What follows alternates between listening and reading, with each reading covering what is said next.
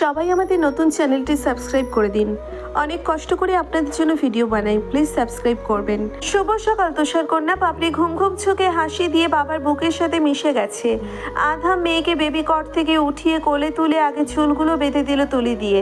বাচ্চাটার চুল খানিকটা বড় হচ্ছে, দেখতে ভালো লাগে, আদুরে দেখায়। পূর্ণ আর পাপড়ি কিছুদিন ধরে বেবি কটে ঘুমায়। আধাম দুজনের জন্য দুটো বেবি কট এনেছে।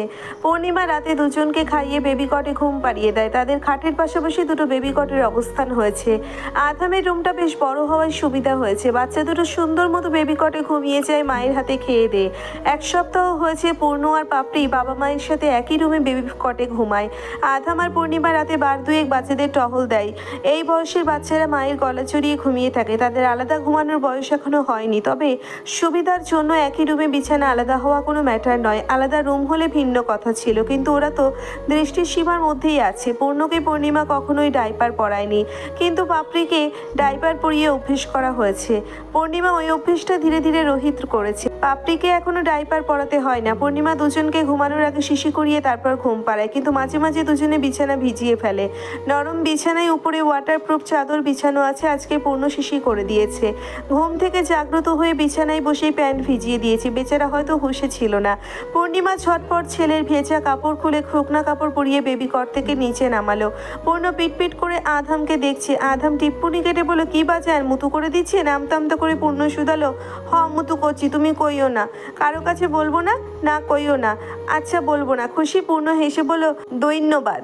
নাস্তার টেবিলে চিত্রা দেওয়ান বিস্ফোরণ ঘটালেন। চামচ নেড়ে আধামের দিকে ধারালো দৃষ্টি নিক্ষেপ করে ডেকে উঠলেন, অ্যাডাম।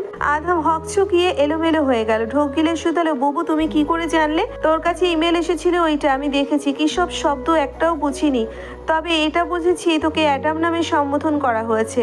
তোকে অ্যাডাম কেন বললো? আধাম কি বলবে বুঝে পেল না। গলায় কথা বেজে আসছে।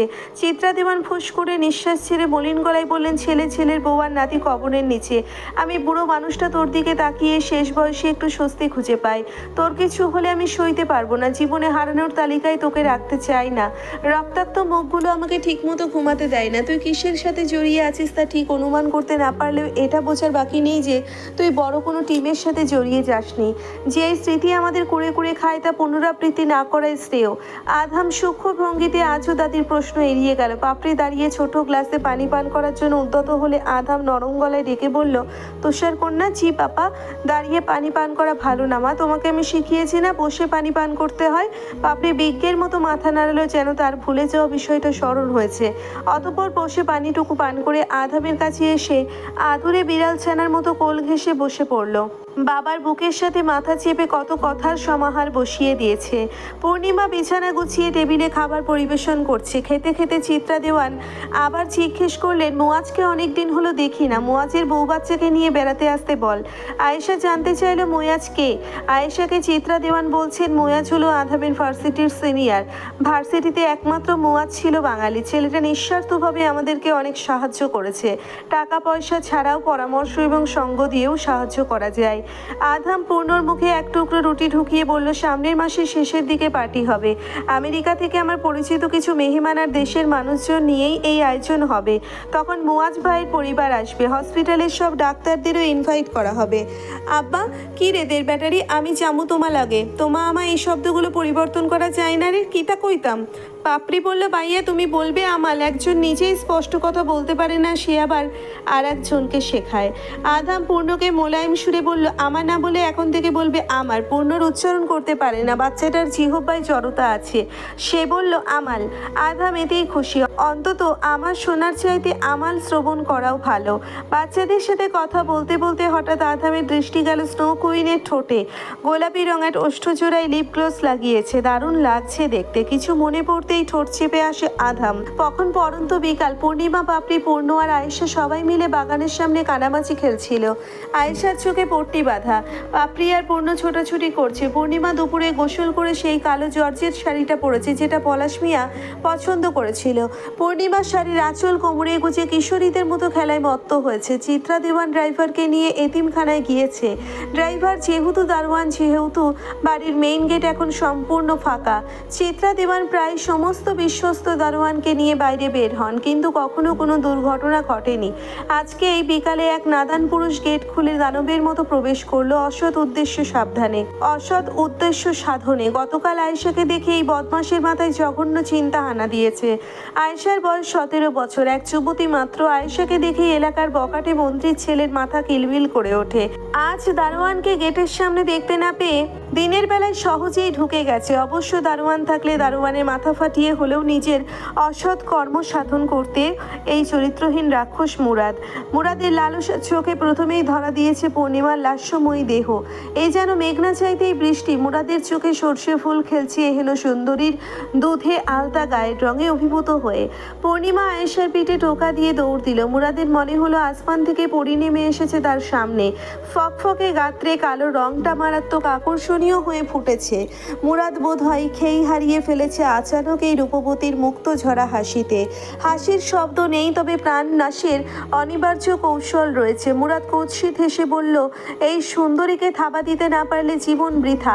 মুরাদের মস্তিষ্ক থেকে আয়েশার চিত্র সরে গেছে এক লহমায়।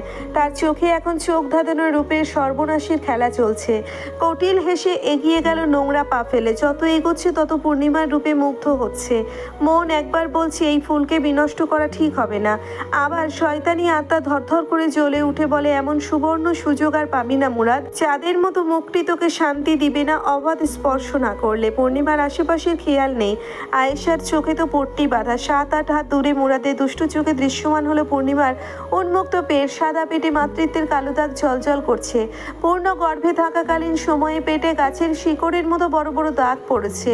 পূর্ণ জন্ম হওয়ার পরও এই দাগগুলো থেকে গেছে। মাতৃত্বের চিহ্ন এখনো পেটে স্থায়ীশীল। মুরাদের অন্তরে গভীর এক নাড়া দিল ওই সাদা চামড়ার দাগগুলো। পেটের দিকটা আরো আকর্ষণীয় হয়ে উঠেছে শিকড়ের মতো দাগগুলোর কারণে। মুরাদ ভীষণ রকম ধাবিত হলো ওই দেহ ললিত মাতিত করতে।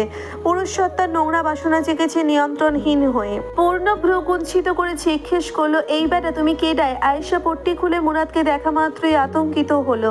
গতকাল এই লোকটা বাজে চোখে তাকে দেখছিল আর আজ বাড়িতেই ঢুকে গেছে। চিত্রা দেওয়ান দারোয়ানকে নিয়ে বের হয়েছে আর আধাম হসপিটালে। এখন উপায় কি? দাঁত বের করে মুরাদ লম্পটের মতো হেসে খপ করে ধরতে চাইল পূর্ণিমার হাত। পূর্ণিমা আগাম ঝড়ের পূর্বাভাস পেয়ে সরে গেল তৎক্ষণাৎ। দৌড় দিল, কিন্তু বেশি দূর যেতে পারল না। মুরাদ পেছনে ছুটে ধরে ফেলল পূর্ণিমার বাহু, আর এক হাতে খামচে ধরল উন্মুক্ত সফেদ পেট। মুরাদের পিশাচের হৃদয় বিগলিত হলো মাখনের মতো স্কিন স্পর্শ করে। ঘৃণায় পূর্ণিমার সারাগা গুলিয়ে উঠেছে। মেয়েটা জানপ্রাণ দিয়ে ছটফট করলো। মুরাদের নখ ডেবে গেছে পূর্ণিমার পেটে। পূর্ণিমার আখি পল্লব থেকে নির্গত হলো সম্ভ্রম হারানোর বেদনায় 2 ফোঁটা ব্যথিত জল। মুরাদ ইতিপূর্বে যতজন কিশোরী এবং নারী দেহের ভাঁজে কলঙ্ক লেপন করেছে তার গণনা 10 কিংবা 12 হবে, তবে কেউ পূর্ণিমার মতো এত কোমল এবং চাঁদনি মুখের ছিল না। পেট থেকে হাত সরিয়ে মুরাদ সেই নোংরা হাত উত্তোলন করলো পূর্ণিমার চিবুকে। রাগে দুঃখে কষ্টে পূর্ণিমা থুতু ছুঁড়ে দিল হারামিটার মুখে। মুরাদ পিলে হেসে সেই থুতু আঙ্গুল দিয়ে চেটে ফুটে খেলো। তাদেরকে আয়েশার কলিজায় পানি নেই। আয়েশা কাঁপতে কাঁপতে পাপড়ি আর পূর্ণকে নিয়ে এক জায়গায় জমে আছে। উপস্থিত বুদ্ধি লোপ পেয়েছে। পূর্ণিমার চোখের পানি আঙ্গুলে নিয়ে মুরাদ সেটিও জিহ্বা দিয়ে চেটে খেয়ে ফেললো। দানবীয় হাত গেল গলার দিকে। পূর্ণিমা মুছড়ামুছি করার ফলে ধস্তাধস্তিতে গলা থেকে পেন্ডেন্টটা ছিঁড়ে নিচে পড়েছে। পূর্ণিমার ঘাড়ের চামড়া ছিলে গেছে। চিবুকের নিচে মুরাদের আঁচড় লেগে লাল রক্ত উকি দিয়ে আছে। মুরাদ পূর্ণিমাকে টানতে টানতে সোফায় ফেলে দিল। প্যান্টের বেল্ট খুলে দিলেই পূর্ণিমা তাকে ধাক্কা দিয়ে ফেলে আবার দৌড় লাগিয়েছে। এক দৌড়ে বেডরুমের বারান্দায় গিয়ে দরজা লাগিয়ে ঘাপটি মেরে পড়ে রইল। কি হচ্ছে তা আকস্মিক মাথায় বোধগম্য হচ্ছে না। বুকটা কাঁপছে আর কাঁপছে। এই জানোয়ার গলা বাহু আর পেটে স্পর্শ করেছে ভাবতেই ফুপিয়ে উঠল মেয়েটা। অন্তর ছলৎ ছলৎ করছে। হাসি খুশি পরিবেশটা আতঙ্কে রূপ নিয়েছে। ওইদিকে পূর্ণ আয়েশাকে ছেড়ে চিল্লাতে চিল্লাতে ভেতরে এসে মাকে ডাকতে লাগলো। মুরাদের দিকে বুড়ো আঙ্গুল তুলে চোখ রাঙিয়ে শাসিয়ে বলল, তুমি আমার আম্মাকে মারছো কেন? তুমি একটা শয়তান, তুমি একটা হালাপুলা হালা। গ্রাম থেকে পলাশ মিয়া আসার 2 দিন পর পূর্ণকে নিয়ে চায়ের দোকানে গিয়েছিল। তখন পূর্ণ এই গালিটা শিখেছে। আধাম শুধরে দেওয়ার পর পূর্ণ এই গালিটা আর দেয়নি, তবে আজকে ক্রোধান্বিত হয়ে বকা দিয়েছে। মুরাদ পূর্ণকে ধাক্কা দিয়ে ফেলে দিয়েছে ফ্লোরে। পূর্ণ আম্মা বলে একটা চিৎকার দিল, কিন্তু বধির পূর্ণিমা শুনতে পেল না সেই চিৎকার। পূর্ণ হাঁটুতে ব্যথা পেয়েছে। পাপড়ি কাঁদতে কাঁদতে বেডরুমে গিয়ে মাকে ডাকতে লাগলো। পূর্ণিমা বারান্দায় জানালা দিয়ে নিচে বসে বিষাদিনী হয়ে। বাইরে আয়েশা দুরু দুরু বুকে সাহায্য চাওয়ার জন্য গেটে গেলে দেখতে পায় মুরাদের দুজন লোক দাঁড়িয়ে আছে পাহারাদার হয়ে। তবে কি মুরাদ প্রস্তুতি নিয়েই এসেছে? আজ দারোয়ান থাকলেও রক্ষা ছিল না। আয়েশা আবার দৌড় দিল বাড়ির ভেতরে। চিত্রা দেওয়ান মোবাইল রেখে গেছে, সেটা দিয়ে ফোন করলো আধামের কাছে। ভাগ্য ভালো আধাম কল রিসিভ করেছে তৎক্ষণাৎ। আয়েশা কান্নার তোপে মুখ দিয়ে শব্দ বের করতে পারছে না। আধাম বারবার জিজ্ঞেস করলে পূর্ণ কাঁদছে কেন? শুধু পূর্ণ না, পাপড়ির কান্নাও শোনা যাচ্ছে। আধাম অস্থির হয়ে উঠেছে পুরুষ কণ্ঠে রাজভারী গলা শুনে। কেউ কুকুরের মতো ঘেউ ঘেউ করে বলছে, সুন্দরী বের হও, না হলে তোমার ছেলে মেয়ের গলা কাটবো। আধামের আত্মা ভয়ঙ্কর বিভীষিকায় পিষ্ট হয়ে টকবগে উথলে উঠে নড়বড়ে হলো শিরা উপশিরা। কল কেটে দিক বিদিক ভুলে হন্য হয়ে বাড়িমুখী হতে মুরাদ বারান্দার দরজায় লাথি মেরে বারবার হুঙ্কার ছাড়ছে। বাড়িতে কোনো পুরুষ নেই, আর এই সুযোগে লাস্যময়ী নারীকে অর্জন করা যাবে। এক রাক্ষসের নজর পড়েছে পূর্ণিমার ফিনফিনে শরীরে। পূর্ণিমা মুখ ঢেকে ডুকরে কেঁদে ফেললো অসহায়তে। আধামের হাস্য উজ্জ্বল মুখটা পীড়া দিচ্ছে খুব। পূর্ণিমা যখন অবলার মতো কাঁদছিল তখনই তাকে ভয়ঙ্কর ভয় দেখাতে জানালার থাই খুলে ফেললো মুরাদ। এখন পূর্ণিমা মুরাদকে দেখছে এবং মুরাদও পূর্ণিমাকে দেখছে। মুরাদ পাপড়িকে মাথার উপর তুলে ওয়ার্নিং দিয়ে বলল, তুমি বের না হলে এই শিশুটাকে চাপা দিয়ে মেরে ফেলবো। পূর্ণিমা মুরাদের কোনো কথাই শুনতে পায়নি, তবে ভীত হয়েছে। মুরাদের হুঁশিয়ারি বুঝতে সক্ষম হয়েছে। বোবা মেয়েটার মুখে রক্ত শূন্যতা দেখা দিল। কুকড়ে গেল। পাপড়ি হাত পা ছুঁড়ে কাঁদছে, তবুও পূর্ণিমা বের হচ্ছে না দেখে নির্দয় মুরাদ আছাড় দিয়ে ফেলে দিল পাপড়িকে। পাপড়ি খেলনার পুতুলের মতো বেবি কট থেকে নিচে গড়িয়ে পড়লো। বাচ্চাটার মুখ নীল হয়ে গেছে ব্যথায়, ঠোঁট কেটে গেছে, গলগল করে রক্ত বের হচ্ছে। বাড়ি কাঁপিয়ে পাপা বলে চিৎকার দিল শিশু কণ্ঠে। এই গগনবিদারী চিৎকারে মুরাদের বিরক্তি 3 গুণ বেড়ে গেছে। পূর্ণ ঝরঝরে কেঁদে আম্মা আম্মা বলে ফেনা তুলে ফেললো। বিকৃত মস্তিষ্কের মুরাদ পাপড়ির গলায় পা রেখে জানালায় খ্যাপা দৃষ্টি দিয়ে হিংস্র হায়নার মতো বলল, এইবার না বের হলে এটাকে পায়ের নিচে পিষে মারবো। পূর্ণিমা সম্পূর্ণটা দেখলো বারান্দায় দাঁড়িয়ে থেকে। আধামের তুষার কন্যা এক রাক্ষসের পায়ের তলায় পড়ে আছে।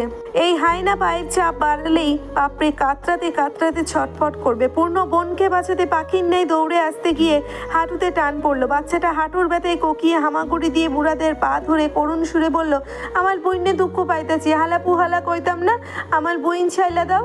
অসুরের মনে একটুও দয়া মায়া জন্মালো না। পা দিয়ে ঠেলে পূর্ণকে সরিয়ে পাপড়িকে ফ্লোর থেকে তুলে ছুঁড়ে মারলো বেবি কটে। পাপড়ির দম আটকে আটকে আসছে। পিঙ্ক কালারের বিছানায় কচি দেহে রক্ত লেগে মাখো মাখো হয়ে আছে। পূর্ণিমার ভয়ার্থ হৃদয় ঝংকার তুলল। মা এই একটি শব্দে লুকিয়ে থাকে অদম্য শক্তি, সীমাহীন মমতা, প্রেরণা, সুরক্ষার তাকে তার পিছু না হাঁটার মনোবল। দুগ্ধপান করানোর ফলে দুধ পেয়ে হয়ে যায় নিজের সন্তান। পেটে না ধরেও ভয়ানক প্রসব বেদনার যাত্রা না পেরিয়েও কেবল দুধ পান করিয়ে অন্যের সন্তানকে নিজের সন্তানের আসনে বসানো যায়। কারণ দুগ্ধপান মোটেও চারটিখানি কথা নয়। এই দুধপানের সাথে আত্মিক সম্পর্কের টান রয়েছে। সেই সম্পর্ক নারী ছেঁড়া শক্তির সাথে মিলিত। মা এই একটি শব্দে জড়িয়ে থাকে আত্মরক্ষা। মা তার সন্তানকে রক্ষা করার জন্য সব ধরনের রিস্ক নেয় স্বল্প সময়ের ব্যবধানে। নিজে জখম হলেও সন্তান যেন সুস্থ থাকে। নিজের বিপদ জেনেও ক্ষতিগ্রস্তের মুখোমুখি হওয়ার নামই মা। নির্মল পবিত্র ভালোবাসা এটি আরেক শক্তি, যেই শক্তির কাছে পরাজিত হয় অশুভ আত্মার অসৎ নিকৃষ্ট উদ্দেশ্য। আধাম আর পূর্ণিমাই দম্পতির মাঝে যেই বৈবাহিক ভালোবাসার সূত্রপাত ঘটেছে তার শক্তিও নিছক কম নয়। পবিত্রতার সাহস সবসময় ঊর্ধ্বে থাকে অপবিত্রতার উপরে। আজকে এই জানোয়ারের কাছে পূর্ণিমা হেয় প্রতিপন্ন হলে আধামের সামনে দাঁড়াবে কি করে? নাপাক স্পর্শ দিয়ে ওই সুন্দর পুরুষের সামনে পূর্ণিমা কি করে নিজেকে উপস্থাপন করবে? যুবক যুবতী বিবাহ বহির্ভূত সম্পর্কে পবিত্রতা থাকে না, পবিত্রতা থাকে বৈধ সম্পর্কে। এই সম্পর্কের শক্তি থাকে। পূর্ণিমা বৈবাহিক সম্পর্কের শক্তি এবং মায়ের টানের শক্তিতে বিদ্রোহী হয়ে ওঠে এক ঝটকায়। চোখের সামনে এক সন্তান হাঁটুতে ধরে কাঁদছে, আর এক সন্তানের নিঃশ্বাস বুঝি আটকে আসছে। সে আর কিসের ভয় করবে? মরণ সামনে দাঁড় করিয়ে রণমূর্তি হয়ে বারান্দার দরজা খুলে বেরিয়ে আসলো পূর্ণিমা। এই মেয়েটাকে অবলা বোকা সাব্যস্ত করা সম্ভব নয়, বরং তাকে এখন একজন বলিষ্ঠ নারী বলে আখ্যায়িত করা হবে, যে স্বামীর জন্য নিজেকে হেফাজত করতে আর সন্তানদের আঁকড়ে ধরতে প্রলয়ঙ্কারী হয়ে বের হলো। পূর্ণিমা বুদ্ধি করে বারান্দা থেকে স্ট্রবেরি রোপণ করা মাটির পাত্র 2 হাতে নিয়ে তারপর দরজা খুলেছে। একটা মাটির পাত্র ছুঁড়ে দিল মুরাদের মুখ বরাবর। আগ্রাসী মুরাদের চোখে মাটি ঢুকে গেছে। মোক্ষম সুযোগে পূর্ণিমা আর একটা পাত্র ছুঁড়ে মারল মুরাদের মাথায়। মুরাদ আহত হয়ে গর্জিয়ে উঠে অশ্রাব্য গালিগালাজ করেছে সমান তালে। চিত্রা দেওয়ান তখনই বাড়ি ফিরেছেন। আয়েশার ফোপানিয়ার পূর্ণের উচ্চ কণ্ঠের কান্নার শব্দে মধ্যে এই বৃদ্ধা হকচকিয়ে ভেতরে ঢুকেছেন। তার সাথে ড্রাইভারও দ্রুত পায়ে এসেছে। গেটের সামনে পাহারাদার দুজন ড্রাইভারকে দেখেই পালিয়েছে। মুরাদের মাথা ফেটে রক্ত পড়ছে, তবুও হায়নার মতো ঝাঁপিয়ে পড়ার জন্য গালিগালাজ করে পূর্ণিমার বাহু থেকে শাড়ির আঁচলটা খুলে ফেলল। মুরাদ নিকটবর্তী হওয়ার পর পূর্ণিমা মাটির পাত্রের এক ভাঙা অংশ গেড়ে দিল মুরাদের চোখের ভেতর। মুরাদ বিকট চিৎকারে ফেটে পড়ল। মুরাদ হালকা মদ্যপ অবস্থায় ছিল, তাই এই অসুরকে পূর্ণিমা প্রতিহত করতে পেরেছে। পূর্ণিমা মুরাদের কাছ থেকে সরে গিয়ে শাড়ির আঁচল ঠিক করে পূর্ণকে বুকে ঠেসে ধরে পাপড়িকেও আশ্রয় দিল বুকের মাঝে। পাপড়ির নীলচে মুখ দেখে পূর্ণিমার ফ্যাকাশে মুখটা মূর্ছা যাওয়ার পথে। দারোয়ান এসে মুরাদের হাত ধরে টানতে টানতে বাইরে নিয়ে যাচ্ছে। চিত্রা দেওয়ান বিমর্ষ মুখে চেয়ে থেকে ধপ করে বসে পড়লেন। ধীরিম ধীরিম করে বুক কাঁপছে। পূর্ণ হেঁচকি তুলে কাঁদছে, আর পাপড়ির রক্তের ধারা থামছে না। পূর্ণিমার বিধ্বস্ত অবস্থা। পূর্ণিমা দুই ছেলে মেয়েকে এমনভাবে আগলে নিল যেমনভাবে আকাশে বিদ্যুৎ থেকে মুরগি তার ছানাদের ঢেকে নেয় ডানার নিচে।